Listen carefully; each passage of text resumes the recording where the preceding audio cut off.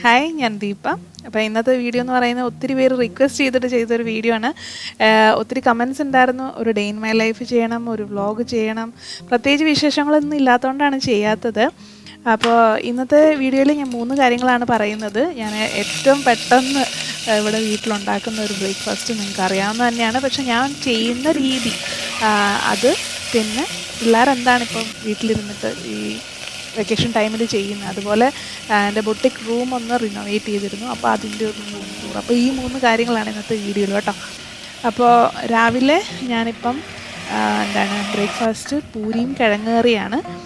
അപ്പോൾ കിഴങ്ങേറി എല്ലാവർക്കും ഉണ്ടാക്കാൻ അറിയാവുന്ന സാധനം തന്നെയാണ്, പ്രത്യേകിച്ചൊന്നുമില്ല. ജസ്റ്റ് കിഴങ്ങും സവോള ഒന്ന് വഴറ്റിയിട്ട് കിഴങ്ങും ഇട്ട് ഉപ്പും മഞ്ഞളും കൂടെ ചേർത്ത് ഒന്ന് വേവിച്ചിട്ട് ജസ്റ്റ് ഒന്ന് ഉടച്ചെടുക്കും, അതേ ഉള്ളൂ. ഇവിടെ ഇപ്പോൾ എല്ലാവർക്കും ഇഷ്ടമുള്ളൊരു സംഭവമാണ് ഈ പൂരിയും കിഴങ്ങേറിയും. അപ്പോൾ പൂരി പരത്താനായിട്ട് എനിക്ക് ഭയങ്കര മടിയായതുകൊണ്ട് എനിക്ക് തോന്നുന്നു ഒത്തിരി നാളായി ഇവിടെ പൂരി ഉണ്ടാക്കിയിട്ട്. പക്ഷേ ഇപ്പം ഈ ഒരു ലോക്ക്ഡൗൺ സ്റ്റാർട്ട് ചെയ്തതിന് ശേഷം സ്ഥിരം എല്ലാ ആഴ്ചയിലും അല്ലെങ്കിൽ ആഴ്ചയിൽ ഒരു 2 പ്രാവശ്യമെങ്കിലും ഇവിടെ പൂരി വയ്ക്കും, പൂരി ഉണ്ടാക്കും. അപ്പോൾ അത് ഞാൻ ചെയ്യുന്ന രീതിയാണ്. എനിക്ക് കുഴയ്ക്കാനും പരത്താനും ഭയങ്കര മടിയാണ്. അപ്പോൾ ഞാനതിന് ഫുഡ് പ്രോസസ്സറിലാണ് ഞാൻ പൂരിക്ക് വേണ്ടിയിട്ട് കുഴയ്ക്കുന്നത്. അപ്പോൾ ഇത് പ്രീതി സോഡിയാക്ക് എന്ന് പറയുന്ന മിക്സിയാണ്, മിക്സർ ഗ്രൈൻഡറാണ്. എൻ്റെ കൂടെ ഫുഡ് പ്രോസസ്സറിൻ്റെ ജാറും കൂടെ ഉള്ള ടൈപ്പാണ്. അപ്പോൾ ഇതിനെപ്പറ്റി ഞാൻ നേരത്തെയും വീഡിയോസിൽ പറഞ്ഞിട്ടുണ്ട്. അപ്പോൾ അതിലാണ് കുഴച്ചെടുക്കുന്നത്. അപ്പോൾ ഇതിൽ തന്നെയാണ് ഞാൻ പുട്ടിന് കുഴയ്ക്കുന്നതും ഇതിൽ തന്നെയാണ്. അപ്പോൾ ഇതിൻ്റെ റിവ്യൂസൊക്കെ ഒത്തിരി നിങ്ങൾക്ക് അല്ലാതെ യൂട്യൂബിൽ സെർച്ച് ചെയ്താൽ കിട്ടും. പിന്നെ ഉള്ളത് പരത്താൻ വയ്യാത്തതുകൊണ്ട് ഞാൻ ഈ പൂരി പ്രസ്സർ യൂസ് ചെയ്തിട്ട് അതിങ്ങനെ ഒട്ടിപ്പിടിക്കുന്നതായിട്ട് 1-2 ഫ്രണ്ട്സ് പറഞ്ഞുകൊണ്ട് പിന്നെ ഞാനത് വാങ്ങിക്കാനായിട്ടൊന്നും പോയിട്ടില്ല. അപ്പോൾ ഇത് ചപ്പാത്തി മേക്കർ, ഇതൊരു 6-7 വർഷമായി കേട്ടോ എൻ്റെ കയ്യിൽ ഞാൻ വാങ്ങിച്ചിട്ട്. അപ്പോൾ തൊട്ട് ഞാൻ ചപ്പാത്തിയൊക്കെ ഉണ്ടാക്കുമെങ്കിൽ ചപ്പാത്തി എല്ലാവർക്കും പരത്തി ഉണ്ടാക്കുന്ന ഇഷ്ടം. ഈ ചപ്പാത്തി മേക്കറിൽ ഉണ്ടാക്കണമെങ്കിൽ ഒന്നെങ്കിൽ അത് ചൂടോടെ കഴിക്കണം, അല്ല പിന്നെ ഇവിടെ ആരും കഴിക്കത്തില്ല. അതുകൊണ്ടിപ്പം ചപ്പാത്തി ഉണ്ടാക്കുന്നത് കുറവാണ്.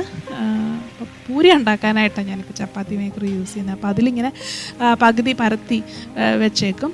അതിനുശേഷം പിന്നെ ഇപ്പോൾ ഈ കാണുന്ന പോലെ പെട്ടെന്ന് എണ്ണയിലിട്ട് പൂരി ഉണ്ടാക്കിയെടുക്കുക ചെയ്യുന്നത്. അപ്പോൾ ഇത്രയേ ഉള്ളൂ ഞാനിവിടെ ചെയ്യുന്നൊരു രീതി, ജസ്റ്റ് കാണിച്ചെന്നേ ഉള്ളൂ. വലിയ സംഭവമൊന്നും അല്ല, ജസ്റ്റ് നിങ്ങളൊന്ന് കാണിക്കാമെന്ന് വിചാരിച്ചു. ഇപ്പം എൻ്റെ ഏറ്റവും ഫേവറേറ്റ് സാധനമാണ്. ഈ എണ്ണ കൊണ്ട് തന്നെ വണ്ണം കൂടും എന്നുള്ളതിൽ യാതൊരു സംശയമില്ല. അപ്പോൾ അതാണ് പൂരിയും കിഴങ്ങേറിയുടെയും കഥ എന്ന് പറയുന്നത്. പിന്നെ വന്നിട്ട് പിള്ളേരെ പറ്റി ഒത്തിരി അന്വേഷണം ഉണ്ടായിരുന്നു. അവർ എന്താ ചെയ്യുന്നത്, അവരുടെ വീഡിയോസൊന്നും കാണുന്നില്ല എന്ന് പറഞ്ഞിട്ട്. പ്രത്യേകിച്ചൊന്നുമില്ല, അവർക്ക് അങ്ങനെ പ്രത്യേകിച്ച് റൂട്ടീനൊന്നുമില്ല. രാവിലെ ആനിയാണ് ഇവിടെ ഏറ്റവും ആദ്യം എണീക്കുന്നത്. ഒരു 8:30 അവൾ എണീറ്റ് കുളിച്ച് റെഡിയായി. അവൾ പിന്നെ ഊഞ്ഞാലാട്ടാണ് അവളുടെ ഒരു മെയിൻ പരിപാടി. പിന്നെ ഒരു റേഡിയോ ഉണ്ട് അവളുടെ കയ്യിൽ. ആ റേഡിയോയിൽ ഹൈ വോളിയത്തിൽ USB പാട്ടൊക്കെ ഇട്ടിട്ട് USB കുത്താനുള്ള ഒരു ഓപ്ഷനുണ്ട്. അപ്പോൾ അത് വെച്ചിട്ട് ഹൈ വോളിയത്തിൽ പാട്ടിട്ട് ഇങ്ങനെ ഊഞ്ഞാലാടിക്കൊണ്ടിരിക്കും കുറേ നേരം. പിന്നെ അന്ന എണീക്കുന്ന ഒരു 10-10:30-11 മണിയൊക്കെ ആകും. അപ്പോൾ അവൾ എണീറ്റ് വന്നതിന് ശേഷമാണ് പതുക്കനെ ഈ ഒരു മുറി അവരുടെ മുറിയാണ്. അപ്പോൾ അവർക്ക് ഈ വെക്കേഷനൊക്കെ സ്റ്റാർട്ട് ചെയ്തപ്പോൾ അവർക്ക് കളിക്കാൻ സ്ഥലമില്ല, പുറത്തോട്ട് വിടുന്നില്ല എന്നൊക്കെ പറഞ്ഞുകൊണ്ട് കട്ടിലൊക്കെ എടുത്ത് മറച്ചിട്ടേച്ച് അവിടെ താഴെ സ്പേസ് ഉണ്ടാക്കി കൊടുത്തേക്കുവാണ്. അപ്പോൾ അവരവിടെ ഇരുന്നിട്ട് എന്തെങ്കിലും ബ്ലോക്സാണ് അവരുടെ ഒരു മെയിൻ പരിപാടി. ബ്ലോക്സ് വെച്ച് കളിക്കും. പിന്നെ അല്ലെങ്കിൽ കഞ്ഞിയും കറിയും പിന്നെന്തോ ജ്യൂസ് കടയോ അങ്ങനെ എന്തൊക്കെയോ കളികൾ ഇവർ കളിക്കുന്നുണ്ട് കേട്ടോ. അപ്പോൾ കുറച്ച് നേരത്തേക്കൊക്കെ സമാധാനമായിട്ടൊക്കെ ഇരിക്കും. പിന്നെ ടിവിയുടെ ഫ്രണ്ടിൽ വന്നാൽ മാത്രമേ ഉള്ളൂ രണ്ടും തമ്മിൽ അടി എന്ന് പറഞ്ഞാൽ TV റിമോട്ട് ഇപ്പോൾ തന്നെ 2-3 എണ്ണം മാറി. കാരണം ദേഷ്യം വരുമ്പം റിമോട്ട് എടുത്തൊരൊറ്റ ഏറ, അപ്പോൾ അത് 4 കഷ്ണമായിട്ട് വരും. അപ്പോൾ അത്രയേ ഉള്ളൂ. ഇതിനകത്ത് തന്നെയാണ് മിക്കവാറും ഇരിപ്പ്, പുറത്തോട്ടൊന്നും വിടാറില്ല. അത് ലോക്ക്ഡൗൺ തുടങ്ങുന്നതിന് കുറച്ച് നാൾ മുന്നേ തന്നെ നമ്മൾ പുറത്തോട്ടുള്ള ഇറക്കം നിർത്തി. അല്ലെങ്കിൽ വൈകിട്ടൊരു സൈക്കിള് ചവിട്ടാനെങ്കിലും പുറത്തോട്ട് ഇറങ്ങുമായിരുന്നു. ഇപ്പോൾ അതും ഇല്ല. അപ്പോൾ ഇപ്പം കുറച്ച് നേരം ഇവരിവിടെയൊക്കെ നിന്ന് അലമ്പൊക്കെ ഉണ്ടാക്കിയതിന് ശേഷം നേരെ മുകളിലോട്ട് പോകും. മുകളിലവിടെ ഇവരുടെ ശല്യം സഹിക്കാൻ വയ്യാതെ ബിജു മുകളിൽ പോയിട്ടാണ് വർക്ക് ചെയ്യാനിരിക്കുന്നത്. അപ്പം ബിജുവിൻ്റെ അവിടെ തന്നെ ഇവർ പോയിട്ട് ബിജുവിൻ്റെ ഫോണിൽ കളിക്കും. ഞാൻ എൻ്റെ ഫോൺ ഇവർക്ക് കൊടുക്കാറില്ല. കാരണം എൻ്റെ ഫോൺ കൊടുത്തു കഴിഞ്ഞാൽ ഇടയ്ക്കൊന്ന് കൊടുത്തു കഴിഞ്ഞപ്പോഴത്തേക്കും യൂട്യൂബിലാണേലും ഫേസ്ബുക്കിലാണേലും ആനി കയറിയിട്ട് ആർക്കൊക്കെയോ എന്തൊക്കെയോ മെസ്സേജും കമൻറ്റും ഒക്കെ അയക്കാൻ തുടങ്ങി. അപ്പോൾ അങ്ങനെ ആയപ്പോൾ ഞാൻ പിന്നെ എൻ്റെ ഫോൺ കൊടുക്കാതായി. ഇപ്പം ബിജുവിൻ്റെ ഫോണിലാണ് കളി മൊത്തം. അപ്പം അതിന് വേണ്ടിയിട്ട് മാളിൽ പോയിട്ട് ബിജുവിൻ്റെ കൂടെ പോയിരുന്ന് അവിടെ ഇരുന്ന് ഫോൺ യൂസ് ചെയ്യും. കാരണം ഇടയ്ക്ക് കോൾ വന്നു കഴിഞ്ഞാൽ ബിജുവിന് അറ്റൻഡ് ചെയ്യണം. അപ്പോൾ അതുകൊണ്ട് ഫോൺ അടുത്ത് തന്നെ വെച്ചിട്ട് പിള്ളേരെ അടുത്തിരുത്തിയിട്ടാണ് ബിജു വർക്ക് ചെയ്യുന്നത്. പിന്നെ കുറച്ച് നേരം കഴിയുമ്പോൾ വൈകിട്ടൊക്കെ ആകുമ്പോഴത്തേക്കും ഇതുപോലെ കുറച്ച് നേരമൊക്കെ ഒന്ന് സൈക്കിളൊക്കെ ചവിട്ടും. വേറെ ആക്ടിവിറ്റി പുറത്തോട്ടിറങ്ങാൻ പറ്റത്തില്ലല്ലോ. ഞങ്ങളുടെ അപ്പുറം ഇപ്പുറമൊക്കെ കുറച്ച് കോവിഡ് കേസസൊക്കെ ഉണ്ടായിരുന്നു. 1-2 മരണമൊക്കെ റിപ്പോർട്ട് ചെയ്തിട്ടുണ്ടായിരുന്നു. അതുകൊണ്ട് പേടിയാണ് പുറത്തോട്ട് വിടാനായിട്ട്. അപ്പം ഇതൊക്കെ തന്നെയാണ് പരിപാടി പിള്ളേരുടെ. അല്ലാതെ വേറെ പ്രത്യേകിച്ച് പരിപാടികളൊന്നും ഇല്ല. അപ്പം പ്രത്യേകിച്ച് കാര്യമൊന്നുമില്ലാതെ എങ്ങനെ വീഡിയോ ചെയ്യുന്നത്. അതുകൊണ്ടാണ് ഞാൻ അധികം അങ്ങനെ വ്ളോഗ്സ് ഒന്നും ചെയ്യാത്തത്. പിന്നെ ഈ കാണുന്നതാണ് നമ്മുടെ ബൊട്ടിക് റൂം. നിങ്ങൾ കണ്ടിട്ടുണ്ടാവും. ഇതിൻ്റെ റിനോവേഷൻ എന്ന് പറഞ്ഞാൽ മാളിൽ കുറച്ച് കബോർഡ് പിടിപ്പിച്ചു എന്നുള്ളതാണ്. കാരണം ഒത്തിരി സാധനങ്ങൾ അല്ലെങ്കിൽ ചവറ് പോലെ ഇപ്പം എല്ലാം വെച്ചതിന് ശേഷവും ചവറിന് വ്യത്യാസങ്ങളൊന്നുമില്ല. അപ്പം ഇങ്ങനെ പരന്ന് അവിടെ ഇവിടെയും കടന്നിരുന്ന സാധനങ്ങളെല്ലാം അടുക്കി ഒതുക്കി വെക്കാനായിട്ട് പറ്റി എന്നുള്ളതാണ്. പിന്നെ ഈ കാണുന്ന നമ്മുടെ മെഷീൻസ് എല്ലാം ഒരു ഒറ്റ ലൈനിൽ വരത്തക്ക രീതിയിലാക്കി. നമ്മുടെ പിന്നെ 5 ത്രെഡ് മെഷീനൊക്കെ പൊടി പിടിച്ചിരിക്കുക. കാരണം ഞാൻ റിനോവേഷൻ ഈ മാർച്ചിന് ശേഷം ഈ മുറിയിൽ വന്നിട്ട് തയ്യലോ ഒന്നും നടത്തിയിട്ടില്ല കേട്ടോ. പിന്നെ ഈ ഒരു മെഷീൻ്റെ ഈ ഒരു ഭാഗം ഞാൻ ബിജു മുറിച്ച് കളഞ്ഞ് അത് നമുക്ക് ഒറ്റ ലൈനിൽ കുറച്ച് സ്പേസ് കിട്ടാൻ വേണ്ടിയിട്ട് ഈ ഒരു മെഷീൻ്റെ ഈ ഒരു ഭാഗം മുറിച്ച് കളഞ്ഞിട്ട് ആണ് ഈ ഒരൊറ്റ ലൈനിൽ ഇത് വെച്ചേക്കണേ. പിന്നെ ഈ കബോർഡിന് തൊട്ട് മുമ്പ് ഇവിടെ ഉണ്ടായിരുന്ന 2-3 ലെഡ്ജ് ഉണ്ടായിരുന്നു. അപ്പോൾ അതെടുത്ത് കളഞ്ഞപ്പം അത്രയും ഭാഗത്ത് കുറച്ച് വൃത്തികേടായേ. അപ്പം ആ വൃത്തികേട് മറിക്കാനാണ് ഞാൻ അവിടെ കുറച്ച് ഫോട്ടോസൊക്കെ ഒട്ടിച്ച് വെച്ചേക്കുന്നത്.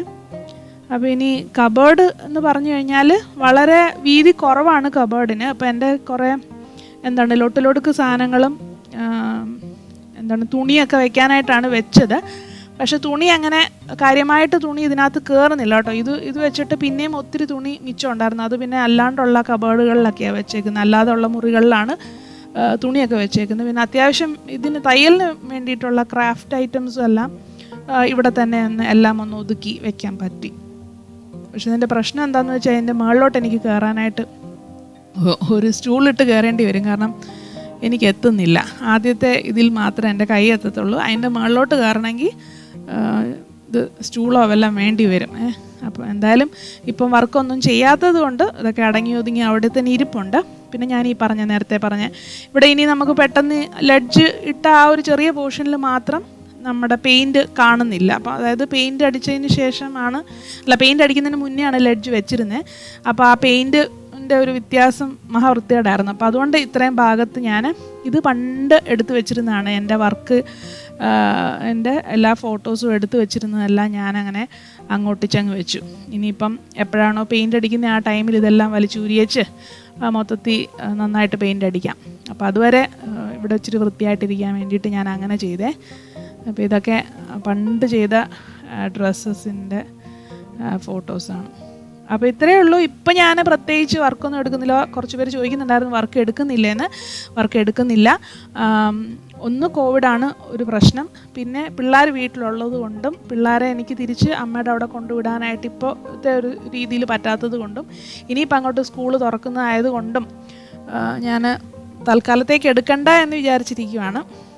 അപ്പോൾ അതുകൊണ്ട് വർക്കൊന്നും എടുക്കുന്നില്ല. പിന്നെ പ്രത്യേകിച്ച് വിശേഷങ്ങളില്ല. അവിടുത്തെ പോലെ തന്നെ നല്ല മഴയും കാറ്റുമാണ് ഏത് നേരവും.